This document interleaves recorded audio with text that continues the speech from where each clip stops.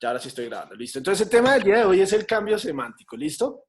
Para hablar de cambio semántico tenemos que empezar por hablar de qué es la semántica. Entonces, ¿quién me ayuda a decirme qué es semántica? Esa cara de no sé qué es. Bueno, la semántica es una de las ramas de la lingüística que se encarga del estudio del significado. Entonces, cuando hablamos de semántica, estamos hablando de significados. ¿Listo? El significado de las palabras. Entonces, si hablamos de cambio semántico, ¿qué será el cambio semántico? Pues prendan El El cambio de los cambio de significados significado. el cambio del significado de qué? De las de las palabras, palabras. ¿cierto? De algunas palabras que van teniendo cambios. Pues sí, efectivamente, muchachas, eh, el cambio semántico es un fenómeno que se da, digamos, en las palabras del español, porque a medida de que ha pasado la historia, han experimentado cambios en su significado. Es decir, una palabra que hace 600 años significaba algo, ya hoy en día tiene una significación completamente diferente. A eso se le denomina campo semántico, ¿listo? Por darles un ejemplo, vean. En algún momento de la historia, la palabra geometría significaba arte de medir terrenos. ¿Mm? Y hoy en día, actualidad, tiene un significado que es como parte de las matemáticas que estudia las propiedades y las medidas de las líneas, puntos, planos y volúmenes. ¿Sí o no? Eso es la geometría. Entonces, vemos que, por ejemplo, la palabra geometría ha experimentado un cambio semántico. ¿Por qué? Porque en su origen su significado fue uno y al pasar del tiempo su significado se ha modificado y ahora posee uno totalmente nuevo. ¿Listo? ¿Qué otro ejemplo? Bueno, la palabra ración. Veanla acá. La palabra ración hace mucho tiempo en el español se utilizaba como cuando alguien quería participar de algún asunto, de alguna actividad, alguna vaina. Es decir, como que le daban su ración, le daban su parte del trabajo, ¿cierto? ¿Ya? Entonces, antes ración se utilizaba para eso. Ahora, ración es un término que se utiliza para referirse sobre los alimentos, ¿cierto? Hablamos de una ración de comida, ¿cierto? Que es la cantidad perfecta o adecuada para una persona, ¿ya? Entonces, así surgen los diferentes cambios semánticos en el significado de algunas palabras, ¿cierto? No todas sufren este mismo cambio, pero sí, sí se da. Hay 4 causas principales por las cuales se puede dar el cambio semántico. Puede ser por causas históricas, lingüísticas, psicológicas o sociales. Vamos a ver cada una de estas. ¿Listo? Una palabra cambia, es decir, cambia su significado. Hay cambio semántico, puede ser por causas históricas. Entonces, por favor, Valentina, ayúdame con la lectura de estas causas históricas, por favor. Cambian de significado por una transformación de la realidad o la percepción de esta a lo largo de la historia. Por ejemplo, átomo significaba en su origen elemento indivisible, aunque hoy sabemos que se divide en protones, neutrones y electrones. Muy bien. Las causas históricas, ¿cierto? Como lo acaba de leer Valentina, es cuando esta palabra cambia, porque a medida de que cambian los contextos, ya la palabra cambia de sentido. ¿Mm? Por ejemplo, la palabra burgués, ¿cierto? ¿Qué es un burgués? ¿O qué conocemos por burgués? Una persona de la alta sociedad, ¿cierto? Que tiene propiedad Ujú. privada y demás, y fue un concepto usado por allá en la Edad Media. Pero de hecho, en la Edad Media el término burgués no era referido a eso. Era referencia a las personas que vivían en Burgos, una ciudad de España, ¿cierto? Entonces, que era habitante de Burgos, de allá, o vivía en una ciudad pequeña. Eso era lo que era un burgués. Entonces, ha cambiado su significado. Otra palabra, por ejemplo, la palabra bizarro. ¿Quién sabe qué significa bizarro? ¿No significa como elegante o algo así? Uy, ¿quién se le quedó ese concepto? ¿Quién lo dijo? ¿Quién lo dijo? ¿Quién lo dijo? Yo, Yo es quien. Daniela. Hola, Daniela. Es que como no tienes el video, pues no me apareces. Muy bien, Ah, efectivamente. Normalmente hay una concepción, una semántica diciendo que bizarro es algo feo, algo asqueroso y demás. Pero el término bizarro, de hecho, significa caballeroso, elegante, valiente. Entonces, ahí hay cambios semánticos a nivel histórico. ¿Por qué? Porque a medida de que los contextos cambian, de que los siglos pasan, pues las formas de usar el lenguaje también cambian. Es decir, que el lenguaje está en constante cambio. Y es verdad. Aquí, pues, bueno, Valentina nos leyó el ejemplo que era la noción de la palabra átomo, que antes se consideraba como un elemento indivisible y hoy en día, pues, se sabe que el átomo se puede ir en protones, neutrones y electrones. Vamos a ver entonces las causas lingüísticas por las que se da el cambio semántico. Por favor, ayúdame con esa lectura, Kaylee Gómez. Causas lingüísticas, acá puse en rojito. En el libro, página 114. Causas lingüísticas. El cambio semántico también puede originarse por una metáfora. Patas de un animal, patas de la mesa. Una metonimia, sermanitas. O el acortamiento de una palabra, automóvil, auto. Muy bien.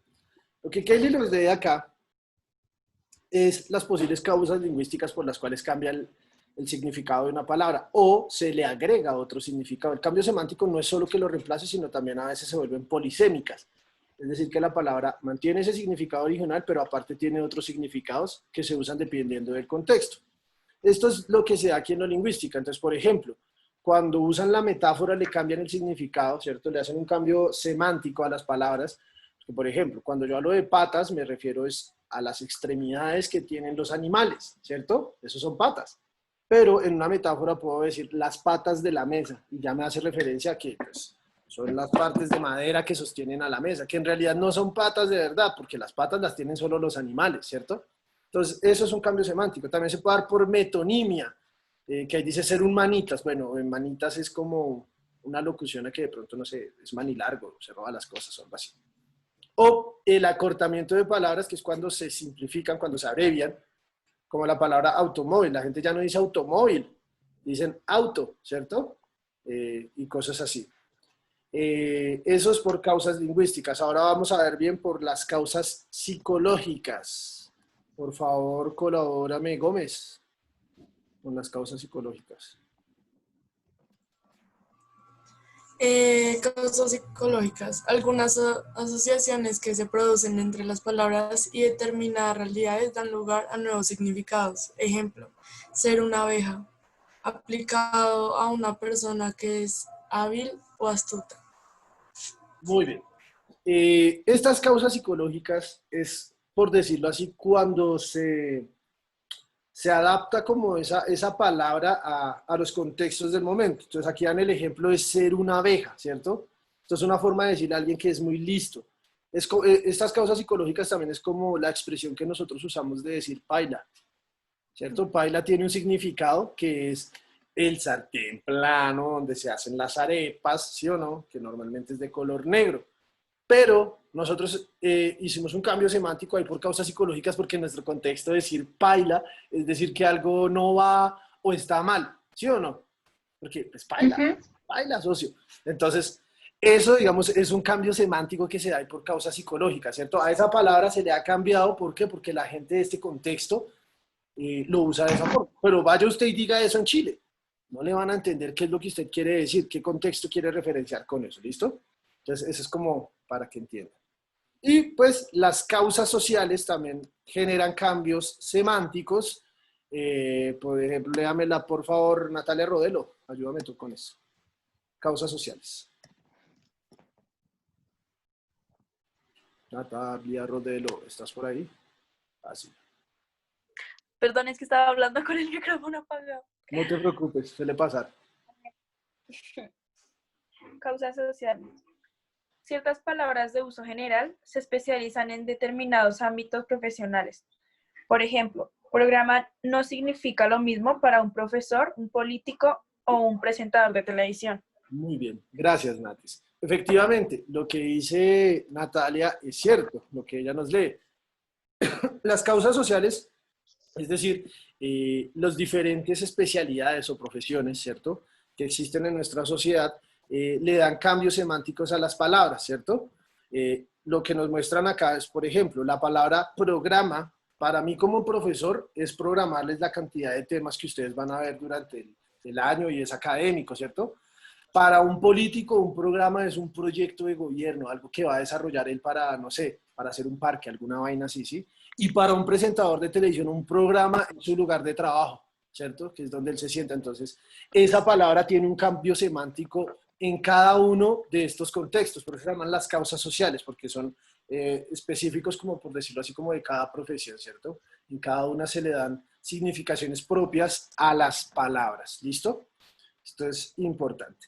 Y así, pues, es que se da de forma general el cambio semántico en las palabras, pues no solo del español, también se da este fenómeno en otros idiomas, pero pues nos interesa obviamente saberlo en el español. ¿Listo? Hasta aquí llegamos con el tema del cambio semántico.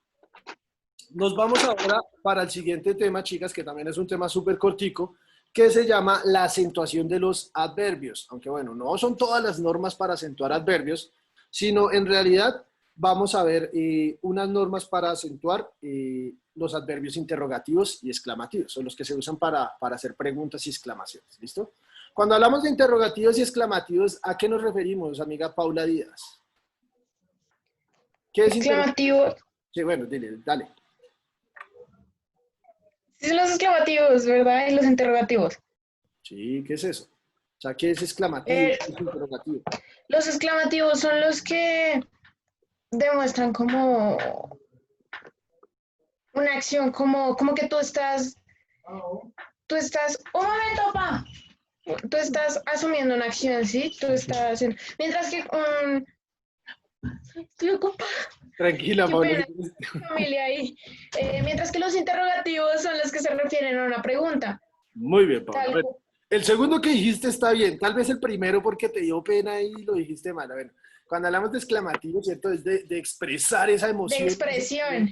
Puede ser la Demostrar felicidad, la alegría, como también puede ser el enojo y bueno, en fin. un sentimiento. Exactamente, ¿cierto? Es de expresar esas emociones a través de cómo, ¿qué se usa para expresarlas? Cuando las escribo. Los el Los signos de sonido- exclamación. Muy bien. Y las de interrogación, pues su nombre lo dice, es hacer una pregunta y cuando quiero realizarla, pues tengo que usar signos de interrogación. Aunque no siempre es así. Vamos a verlo. Entonces, según esto, según si son interrogativos, exclamativos o cómo se escriban en el texto, pues llevan tilde o no. Lo primero que tengo que hablarles acá es que existe una tilde que se llama la tilde diacrítica. ¿Ustedes saben qué es la tilde diacrítica? La que le da significado a la palabra. Muy bien, le da un nuevo significado, ¿cierto? Hay palabras que se escriben exactamente igual, pero cambian su significado por una tilde. Normalmente se dan los monosílabos como te y te, ¿cierto? ¿Te gusta el té? Eso ahí tiene una palabra sin tilde y la otra con tilde Te diacrítica. de tener y te de Del bebida. sustantivo, exacto, de la planta aromática que se hacen infusiones. Exacto, así funciona la tilde diacrítica, pero es que la tilde diacrítica no solo funciona para los monosílabos, sino también funciona para estos adverbios interrogativos. Cuando un adverbio interrogativo, ¿cuáles son los adverbios interrogativos, profesor? Listo. ¿Dónde? ¿Cómo? ¿Cuándo? ¿Cuánto? ¿Por qué? ¿O qué? ¿Listo? Todos esos son adverbios interrogativos. Si esos adverbios van dentro de un signo de interrogación, tienen que llevar tilde, sí o sí. ¿Cuántas veces lo han hecho mal? ¿Cierto? Cuando la palabra dónde, cómo, cuándo, cuánto, por qué, o qué solito, tiene que llevar tilde si va dentro de signos de interrogación o de exclamación. Yo sí me lo sabía. Ah, pues les estoy aclarando. Sí, pero puede que no todos lo sepan. ¿Cierto? Entonces, eso es... Mentiras, Paula, sabes que es molestándote. Eso es, ¿cierto? La primera. Y tenemos que entender que, mira, de hecho aquí lo vemos, mire, ¿dónde dejaste la cartera? ¿Cómo se escribe la palabra? ¿Por qué estas palabras llevan tilde? Porque normalmente son las que abren la pregunta. Y ustedes tienen que entender que cuando se lee una pregunta, se empieza con un tono alto y se termina en un tono bajo, porque se está haciendo una pregunta, ¿cierto? ¿Dónde dejaste la cartera? Y se hace como ese lapso de interrogación, ¿cierto? De querer hacer la pregunta. Entonces, por eso estos adverbios llevan tilde, muchachitas. Aquí vemos, por ejemplo, dónde dejaste la cartera, cómo se escribe esta palabra, cuándo acaba la película, cuánto cuesta la pulsera, y en fin. Y vamos a verlos en los dos otros posibles casos. Entonces, estos adverbios pueden ser exclamativos cuando la entonación del enunciado también lo es, ¿cierto? Entonces, lo mismo que les decía, si estos adverbios como dónde, cómo, cuánto y cuándo y cuánto están dentro de signos de exclamación, tienen que tener sí o sí signo tilde, ¿listo? Y acá dice, bueno, los adverbios interrogativos y exclamativos son siempre tónicos. Llevan tilde para diferenciarse de otros adverbios que se escriben igual y son átonos. ¿Cuáles son los átonos, muchachos? Los que no llevan tilde y los que no están dentro de signos de interrogación y de exclamación. No tienen un acento. No, exacto, o sea, suenan más suaves, no tienen ese golpe fuerte al inicio de la palabra, ¿cierto? Como cuando usted dice ¿cómo?, ¿cierto? O ¿cuándo? Ya no lleva esa misma fuerza, ¿cierto? Pasan a ser átonos. Vean aquí, por ejemplo, mire, cuando está en una oración normal, ¿cierto? Mire, dejé la cartera donde estaban las llaves, ¿cierto? Ya aquí cambia. Este ya no lleva tilde, no es necesario, porque ni está expresando una emoción, ni está haciendo una pregunta, ¿cierto? Sino simplemente está haciendo un enunciado normal, exclamativo, ¿cierto? Exclamativo no es sino... Se me olvidó el nombre. Enunciativo. ¿Listo? Enunciativo. Positivo o negativo. Miren acá, se escribe como dijo ella. Entonces, esto ya no lleva tilde, ya no lleva esa fuerza que debe llevar con la tilde y acrítica para poder hacer una pregunta o poder hacer una exclamación, ¿cierto? ¿Listo? ¿Hasta ahí estamos, chicas? Entendimos que la regla para acentuar adverbios en interrogativos y exclamativos están dentro de los signos ortográficos, digo, los signos gramaticales, obviamente se le marca tilde. Si no está dentro de los signos, no lleva tilde. ¿Listo? ¿Estamos ahí claros? ¿Claros? ¿Claras? Listo. Sí, señor. Nos fuimos entonces a tomar apuntes del día de hoy, ¿listo? El título, el primer título, página 114, va a ser el campo semántico. Si quieren, ahí vayan ahí marcando en su libro o pueden ver después el video allá en YouTube para que vean los apuntes. Voy a minimizar aquí para ¿Qué poder... página es? 114, página 114, el cambio semántico, ¿listo? Entonces, como Un título... momento. No, igual ahorita pueden ver el video frescos. El cambio semántico como título, ¿listo? Y... copiamos este primer parrafito, ¿cierto? Después del título, nada más. Luego nos vamos y ponemos como subtítulo causas del cambio semántico. Después de causas del cambio semántico viene causas históricas, 2 puntos y copian el párrafo. Causas lingüísticas, 2 puntos y copian el párrafo. Causas psicológicas, 2 puntos, copian el párrafo. Y lo mismo con causas sociales. ¿Listo? Eso es lo que hay que copiar de apuntes de acá. Igual, pueden dejarlo sin los ejemplos, ¿no? Por ejemplo, digamos, este de causas históricas va hasta acá nada más. Porque el resto es un ejemplo. Este siempre sí les toca copiarlo completo. Este sí lo pueden dejar hasta aquí donde dice significados. Que aquí esto sigue el ejemplo. Y este lo pueden hacer también aquí hasta donde dice profesionales. O si lo quieren copiar completo, ya eso es cuestión de ustedes. ¿Listo? Y de la página 115, entonces el título sería la acentuación de adverbios, como título, ¿cierto? Y copiamos este parrafito que dice los adverbios interrogativos deben ser acentuados ortográficamente. Estos son dos de... Copian este párrafo. Uno de los ejemplos, uno de los 4 ejemplos, también lo escriben. Y luego hacen esta tablita. La tablita que tenga los textos y el ejemplo solo copien uno, no tienen que hacer los 4, ¿listo? Solo uno, ¿listo? ¿Entendido, chicas? ¿Lo que hay que copiar? Sí, señor. Perfecto. Y nos vamos entonces al taller del día de hoy. Entonces, vamos a hacer de la página 114 el punto número 1. Dice, lee estos significados antiguos de estas palabras. Entonces tienen burgués y retrete, ¿listo? Y les preguntan, ¿qué significan estas palabras hoy? Y bueno, explica si se ha producido algún cambio semántico. Entonces ustedes la leen y hacen las respuestas, ¿vale?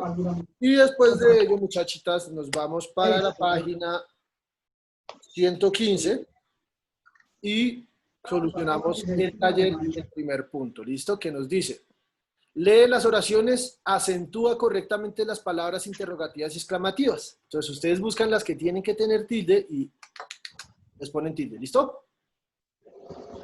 Eso sería todo por el día de hoy, chicas.